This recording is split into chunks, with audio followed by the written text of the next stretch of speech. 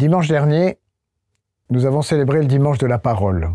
Et la parabole du semeur et du grain semé est une prolongation imagée du don de la parole de Dieu et de la manière dont elle est reçue. Mais au lieu de paraphraser l'explication qu'en donne Jésus, je vous propose une méditation sur le personnage du semeur et du grain qu'il sème à la lumière du prologue de Jean. Au commencement était le Verbe, et le Verbe était Dieu.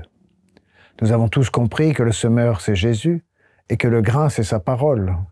Mais Jean nous présente Jésus comme étant en même temps le semeur et le grain. La parole qu'il proclame ne peut être séparée de lui. Ils ne font qu'un. Jésus est la parole est Jésus, elle est Dieu. Jésus, par sa parole, se donne à nous tout entier, avec largesse et générosité.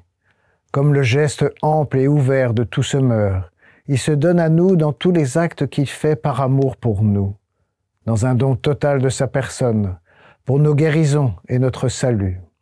La parole de Jésus est une parole vivante, agissante, qui change notre vie, notre perception de ce que nous sommes.